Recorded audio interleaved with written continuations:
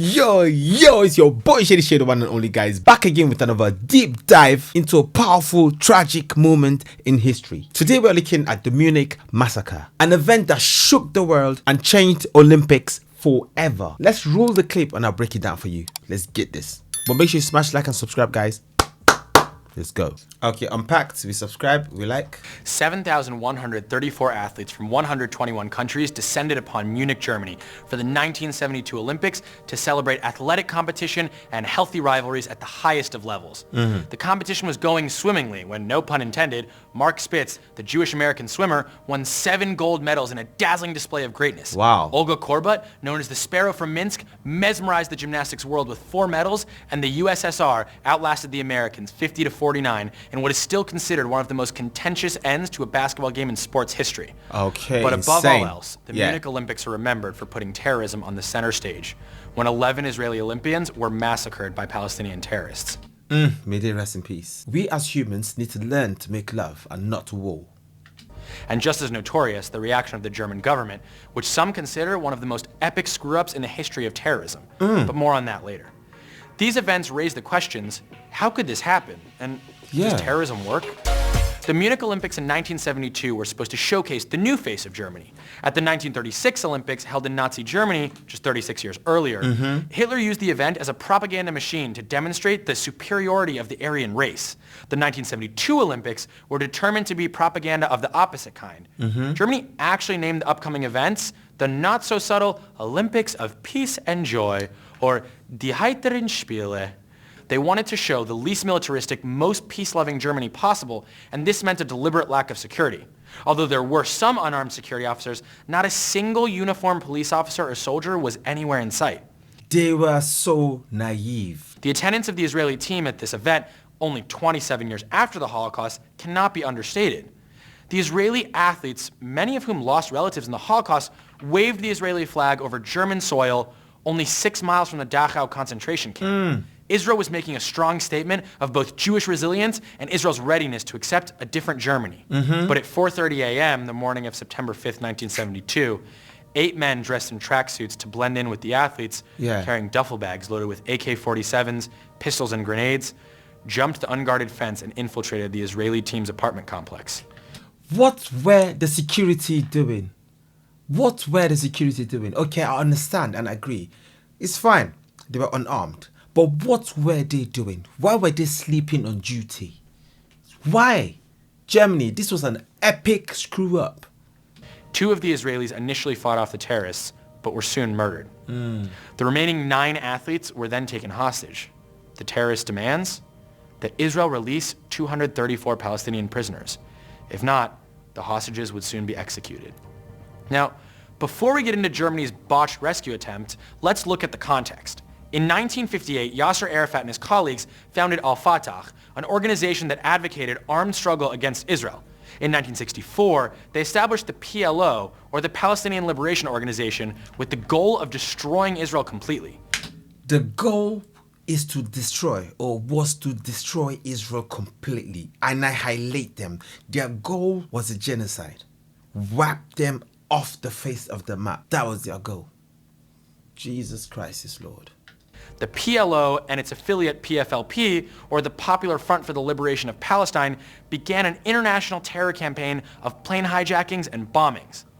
Now, at the time, the PLO headquarters were located in Jordan, where at the time, 2/3 of the population was actually Palestinian. But Jordan's King Hussein was not really a fan of the PLO, and in a period infamously known as Black September, Jordan killed up to 15,000 Palestinian fighters and civilians. Soon, Al-Fatah members founded a splinter cell and named themselves Black September after this atrocious massacre. Their most notorious attack was the Munich Olympic Massacre, which the plot's mastermind Abu Daoud said had been approved by Yasser Arafat. And now, back to the Olympics. After learning of the attack, Avery Brundage, then president of the Olympics Committee, declared that the games must go on. And in typical German precision, the first athletic event of the day occurred at exactly 8:15 a.m. as 2 Israelis lay dead and 9 Israelis were held hostage. That was so insensitive. That was really insensitive, inhumane. That was lack of sympathy, lack of empathy. I'm here judging. But that is really sad. Really sad. On the part of the Germans, I think that was a massive failure. Brundage spent his day exerting pressure on German officials to get the Israelis out of the village and allow the Olympics to carry on in peace. As the other athletes were sunbathing and playing ping pong, an international nightmare lasting more than 20 hours was happening just a few yards away. Finally, 10 hours later at 3:51, the Olympics Committee finally suspended the events.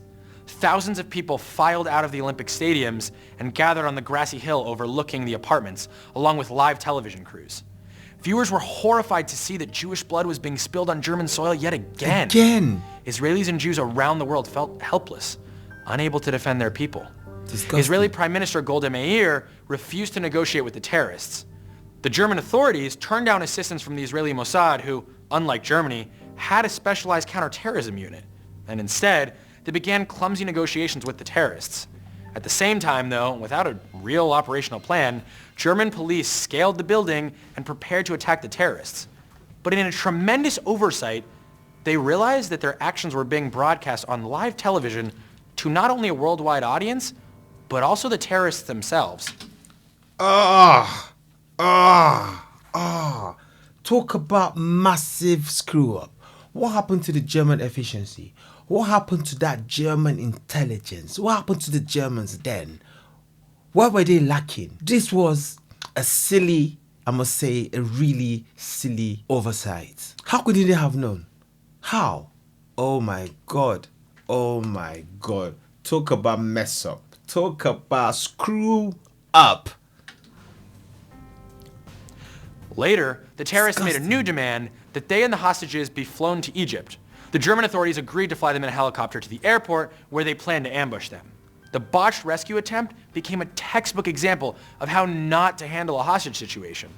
6 policemen, disguised as flight crew, were placed on the airplane and 5 sharpshooters lay on the perimeter.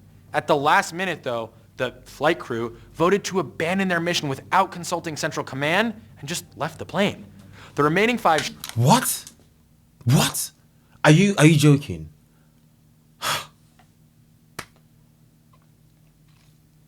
Nah, I cannot believe this. I cannot believe this. Was this real? This is unreal. No, I cannot believe this. Germany? Oh my God. What happened to you Germans? No, I have love and utmost respect for Germans. Yeah, I do. Absolutely do. I love Germans a lot. Yeah, but this one, come on, this was a slap in your face. 5 sharpshooters lay on the perimeter. At the last minute, though, the flight crew voted to abandon their mission without consulting Central Command and just left the plane.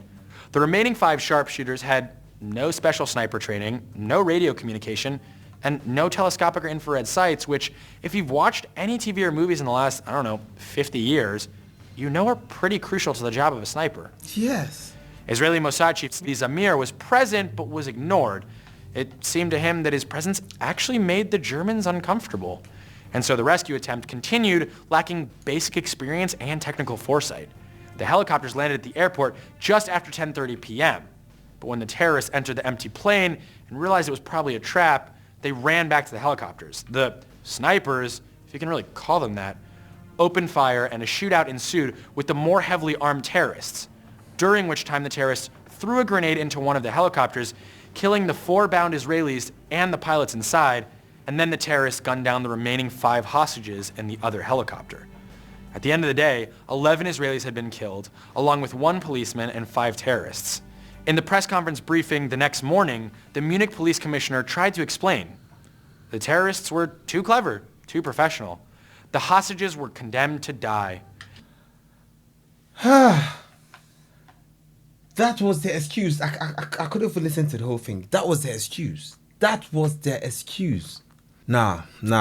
You can feel the heartbreak, the fear, the chaos. It's impossible to watch this without feeling this. And it's also impossible to watch this without pointing fingers at the Germans and blaming them for their incompetence. This was incompetence at the highest level. They said the terrorists were too clever.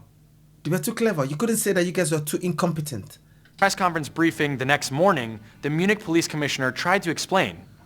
The terrorists were too clever, too professional. The hostages were condemned to die. We tried all we knew, but they were not amateurs. Not exactly a ringing endorsement of the German police's competence in dealing with terrorism. Later in the day, a ceremony was held in the Olympic Stadium, but it was less about memorializing the victims, who were barely mentioned in the chairman's speech, and more about, in his words, demonstrating that the Olympic ideal is stronger than terror and violence.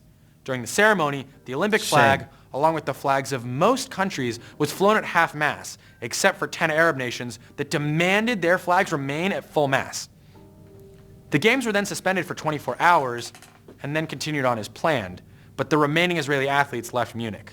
The German government allowed the bodies of the dead terrorists to be flown to Libya, where they were buried as heroes. To this day, the Olympic Committee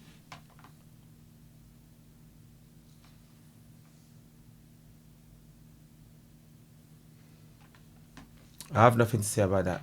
The German government allowed the bodies of the dead terrorists to be flown to Libya, where they were buried as heroes. To this day, the Olympic Committee still refuses to dedicate a memorial or a moment of silence to the Munich Massacre victims, saying that it could alienate other members of the Olympic community. And it took 45 years of Israeli nudging for the city of Munich to establish a memorial at their Olympic Park in 2017. Now, if you thought the series of Germany's screw-ups ended there, nicht so schnell. Not so fast. 3 terrorists remained alive in German custody awaiting trial. But as predicted by Mossad chief Zvi Zamir, the unthinkable happened. Palestinian terrorists then hijacked Lufthansa 727 and demanded the release of the 3 imprisoned terrorists in exchange for the 14 passengers on the plane. The Germans agreed and quickly whisked the terrorists off to join their comrades. 27 years later, in the Oscar-winning documentary One Day in September, it was revealed that Germany had colluded with al-Fatah in planning the hijacking of the plane in exchange for a promise not to carry out any more terrorist attacks on German soil. For 20 years, the German government insisted that no documents existed relating to its failures.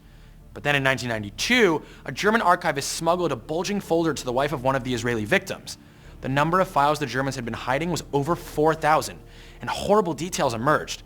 That the athletes had been brutalized until their bones snapped, and that one of the Israeli victims was castrated in front of his teammates.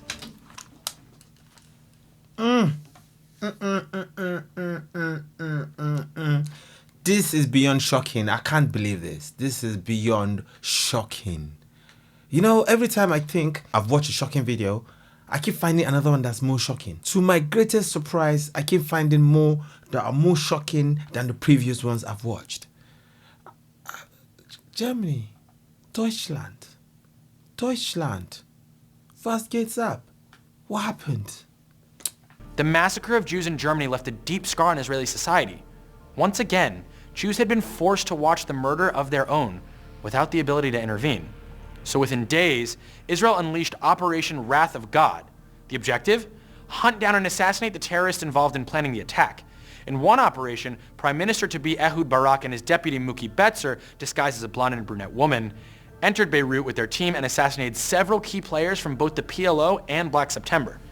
But in a separate mission in a Norwegian ski resort in Lillehammer, an innocent Moroccan waiter was misidentified as Black September operations chief Ali Hassan Salameh, known as the Red Prince, and mistakenly murdered. As a result, Golda Meir chose to... Oh my God. How could they mix him up? How could they mix him up with someone? That is so sad. That is really, really sad. An innocent person. You see how innocent suffer? May he rest in peace. An innocent Moroccan waiter was misidentified as Black September operations chief Ali Hassan Salameh, known as the Red Prince, and mistakenly murdered. As a result, Golda Meir chose to curb the operation. These events raise a lot of questions, so let's work our way backwards. The ethical implications of Operation Wrath of God remain controversial to many. According to those involved, the reason for the assassinations was not so much revenge, but more to spread fear throughout the PLO as a method of preventing future terrorist attacks. But should terrorists be entitled to due process?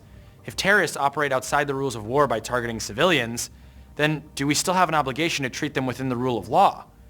We also have to ask the difficult question, does terrorism work? In the case of Munich, the answer seems to be unequivocally yes. Munich was a watershed moment for terrorism, with the Olympics providing an internationally televised audience. The whole world suddenly became aware of the Palestinian cause. Years later, one of the only surviving terrorists looked back on 1972 with pride, saying, "It helped the Palestinian cause enormously. Before Munich, the world had no idea about our struggle. But on that day, the word Palestine was repeated all over the world." And it's true. The Palestinian plight did become known to the world. In fact, only 2 years after the massacre, Yasser Arafat, who endorsed the attacks, was received at the UN. It seems clear that up until now, terrorism is effective. Wow. It's effective. From what he's saying so far, or from all of this, it seems it's effective. So why did the UN say they won't negotiate with terrorists, but then at the same time they endorse terrorists? Why are they being hypocritical? If you don't want to endorse terrorists, don't endorse them. If you want to endorse terrorists, endorse them. You know, don't be two-faced. All right? Don't be two-faced. But nah, this one, blimey, more than shocking. Over the world. And it's true. The Palestinian plight did become known to the world. In fact, only 2 years after the massacre, Yasser Arafat, who endorsed the attacks, was received at the UN. It seems clear that up until now, terrorism is effective. But this begs the question, how should we, as a society, respond? To be honest, that question you asked at the end is a very powerful question. How should society respond? I mean, this attack wasn't just an attack on the Israeli athletes. It was an attack on the spirit of unity that the Olympics stands for. The world was forced to wake up to a new kind of threat. Now, to be honest, this event left scars on the whole world, not just on Israel. This reminds us how deep political tensions can reach, even into spaces that are meant for peace. It is really sad. May the souls of the departed rest in peace. And I pray the world wakes up sooner than later. And right now, I strongly believe the UN need proper auditing. Because to be honest, they confuse me. They confuse me. Anyway, guys, what lessons have we learned from this? The whole world needs to sit down and focus to sort out this Israel-Palestine issue. They need to broker peace as soon as possible and find a long-lasting solution to this, because a lot of innocent lives are being lost on both sides. On the very both sides. A lot of souls are being lost. Not just on the both sides, even third parties are being affected, which is really sad. People that have no direct tie to the issue are being affected. Anyway, guys, drop your thoughts in the comment section, and yeah, we'll be talking. Love and peace. Oh, I love you more than words can say. You are me. Oh, you are the light that shines in my way. You are me. Oh.